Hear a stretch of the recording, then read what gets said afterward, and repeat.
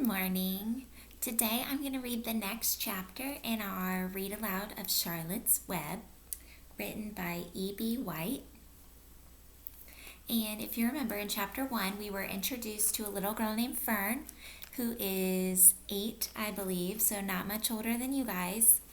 And she saved a pig from her dad, who was going to kill it because the pig was born and it was the smallest one, and it probably wouldn't have survived because it wouldn't have been able to get to the mom for milk. But she saved it, and now it's her pet. And we learned that Fern has a brother, Avery, and her dad's name is Mr. Arable and her mom's name is Mrs. Arable. And this story takes place on their farm, and it's set in the past, okay, a long time ago. Chapter 2 is called Wilbur. Do you remember what she named her pig? I think it's Wilbur. Fern loved Wilbur more than anything. She loved to stroke him, to feed him, to put him to bed. Every morning, as soon as she got up, she warmed his milk, tied his bib on, and held the bottle for him. Every afternoon, when the school bus stopped in front of her house, she jumped out and ran to the kitchen to fix another bottle for him. She fed him again at supper time and again just before going to bed. Mrs. Arable gave him a feeding around noontime each day when Fern was away at school. Wilbur loved his milk, and he was never happier than when Fern was warming up a bottle for him. He would stand and gaze up at her with adoring eyes. For the first few days of his life, Wilbur was allowed to live in a box near the stove in the kitchen. Then, when Mrs. Arable complained, he was moved to a bigger box in the woodshed. At 2 weeks of age, he was moved outdoors. It was apple blossom time, and the days were getting warmer. Mr. Arable fixed a small yard specially for Wilbur under an apple tree, and gave him a large wooden box full of straw with a doorway cut in it so he could walk in and out as he pleased. "Won't he be cold at night?" asked Fern. "No," said her father. "You watch and see what he does." Carrying a bottle of milk, Fern sat down under the apple tree inside the yard. I'll show you a picture they drew. Can you see it? There's Fern and Wilbur in his little yard outside, in his little box that he can go in and out of. Wilbur ran to her, and she held the bottle for him while he sucked. When he had finished the last drop, he grunted and walked sleepily into the box. Fern peered through the door. Wilbur was poking the straw with his snout. In a short time, he had dug a tunnel in the straw. He crawled into the tunnel and disappeared from sight, completely covered with straw. Fern was enchanted. It relieved her mind to know that her baby would sleep covered up and would stay warm. Every morning after breakfast, Wilbur walked out to the road with Fern and waited with her till the bus came. She would wave goodbye to him, and he would stand and watch the bus until it vanished around a turn. While Fern was in school, Wilbur would shut up inside his yard. But as soon as she got home in the afternoon, she would take him out, and he would follow her around the place. If she went into the house, Wilbur went too. If she went upstairs, Wilbur would wait at the bottom step until she came down again. If she took her doll for a walk in the doll carriage, Wilbur followed along.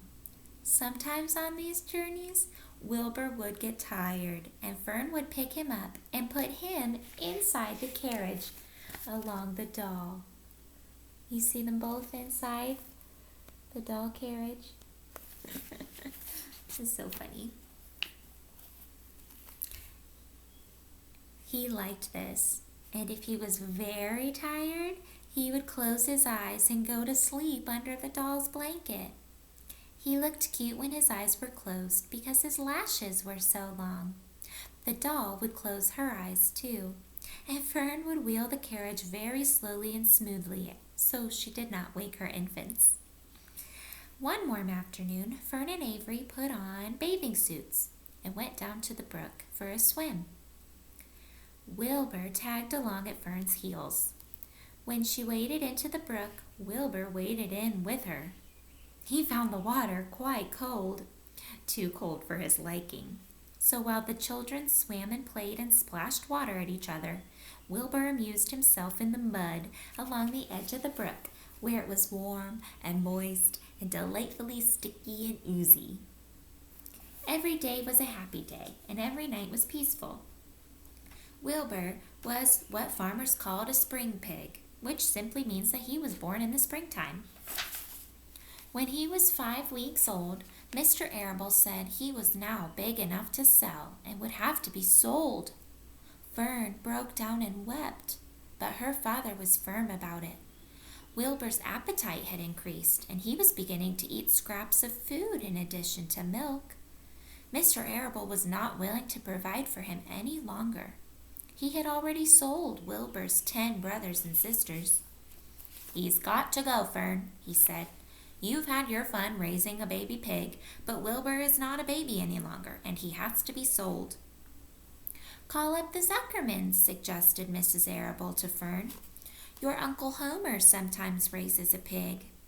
And if Wilbur goes there to live, you can walk down the road and visit him as often as you'd like."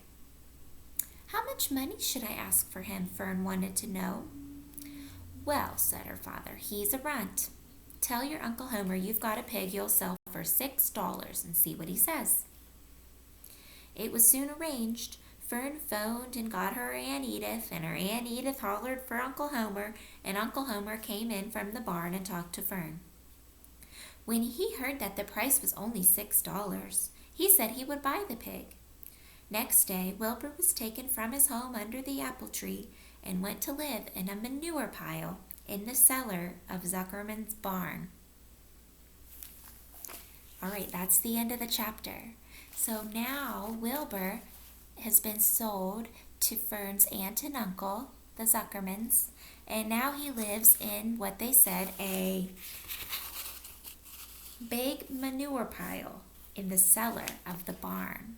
So here's your question, okay? If you listen to the chapter, I want you to talk with your family about what you think a manure pile is, and I want you to tell me on Remind what is Wilbur living in now. It's called a manure pile. What do you think that's a pile of? I wonder if you'd want to live in a manure pile. I don't know. Ask me and tell me to find out, okay? Thanks for listening.